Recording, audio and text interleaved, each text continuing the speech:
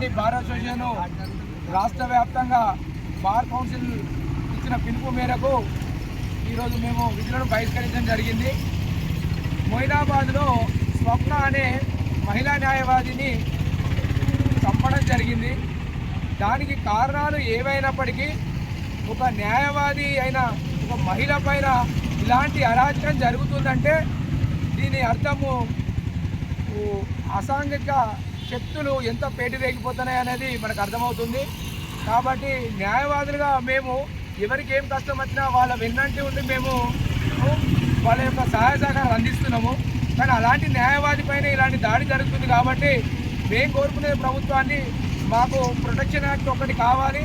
అదేవిధంగా మా సోదరిని హత్య చేసిన అతన్ని ఫాస్ట్ ట్రాక్ కోర్టు పెట్టి న్యాయపరంగా త్వరితగతిన శిక్షించి ఈ సమాజానికి ప్రభుత్వము ఎప్పుడూ కూడా ప్రజల పక్షాన ఉన్నదని నిరూపించుకోవాల్సిన టైం వచ్చిందని నేను తెలియజేసుకుంటూ మాకు వీ వాంట్ ప్రొటెక్షన్ యాక్ట్ కాకపోతే స్టేట్ లెవెల్లో ఇక ముందు జరిగేది నిరవధిక బైకాట్ మేము చేయడానికి కూడా సిద్ధంగా ఉన్నామని తెలియజేస్తుంది. మొయినాబాద్ కోర్టులో ప్రాక్టీస్ చేస్తున్న సిస్టర్ న్యాయవాది అయిన ఆమెపై అమానుషంగా దాడి చేసి హత్య చేయడం జరిగింది. ఎటువంటి కక్షలు ఏదున్నప్పటికీ కూడా న్యాయపరంగా ఉండాలే తప్ప ఇటువంటి హత్యలకు దారి తీస్తున్న వారిపైన హత్య చర్యలు తీసుకోవాలి. స్టేట్ గవర్నమెంట్ వెంటనే ప్రొటెక్షన్ యాక్ట్ను వెంటనే తీసుకొని రావాలని చెప్పేసి, అంతేగాక 41 CRPCలు కూడా వెంటనే తీసివేయాలి. ఇటువంటి 41 CRPC వల్ల కూడా ఎన్నో నేరాలు కూడా జరుగుతున్నాయి. నేరస్తులు తప్పించుకొని తిరిగే అవకాశం ఉంటుంది.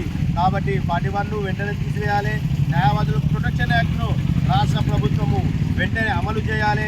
రేవంత్ రెడ్డి గవర్నమెంట్ ఉద్దేశంతో న్యాయవాదులందరికీ కూడా న్యాయం చేస్తాడని చెప్పేసి సందర్భంగా తెలియజేసుకుంటూ న్యాయవాది సిస్టర్ ఎవరైతే ఉన్నారో ఆమె ఆత్మకు శాంతి చేకూర్చాలని చెప్పేసి సందర్భంగా బెల్లంపల్లి బార్ అసోసియేషన్ నుండి మేము కోరుకుంటున్నాం.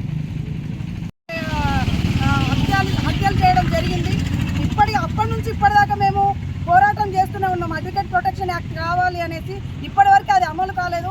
మేము న్యాయం కోసం ఇక్కడ కోర్టుకు వచ్చి పొద్దున్న నుంచి సాయంత్రం వరకు న్యాయం కోసం పోరాడే మా పైనే ఇట్లాంటి హత్యలకు మరీ అటాక్లు జరుగుతున్నాయంటే ఇది చెప్పుకోవడానికే సిగ్గుచేటు.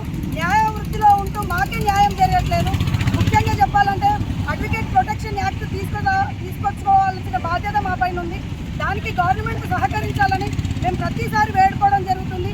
ముఖ్యంగా స్వప్నని ఎవరైతే హత్యకి చంపేయడం జరిగిందో వాళ్ళకి నేను ముఖ్యంగా తెలియజేసేది ఏంటంటే న్యాయవాద కుటుంబానికి ప్రత్యేకించి నమస్కారం చేస్తూ చెప్తున్నా, ఏ ఒక్కరు కూడా అతనికి బెయిల్ పిటిషన్ కానీ ఏ ఒక్క న్యాయవాది కూడా వాళ్ళకి బెయిల్ పిటిషన్ కానీ వాళ్ళది మెమో కానీ ఎలాంటిది కూడా ఫైల్ చేయొద్దు కోర్టు పరంగా. ఎందుకంటే అక్కడ చనిపోయింది మన న్యాయవాది. కాబట్టి మనం ఖచ్చితంగా మనం ప్రొటెక్షన్ రావాలంటే మనము వెళ్ళి వాళ్ళని అక్యూజ్కి సపోర్ట్ చేస్తే మనం అన్యాయం చేసుకున్న వాళ్ళు అవుతాం. వాళ్ళకి ఏ ఒక్క వకీలు కూడా సపోర్ట్ చేయొద్దని, ఏ ఒక్కళ్ళు కూడా బెయిల్ పిటిషన్ వేయొద్దని నేను ప్రత్యేకించి మీకు తెలియజేస్తున్నా. మళ్ళీ ఇంకో విషయం ఏంటంటే ఇట్లా చనిపోయినప్పుడే రోడ్ల మీద ఎక్కి నినాదాలు చేయడంతో గవర్నమెంట్ ఏం పట్టించుకోవట్లేదు.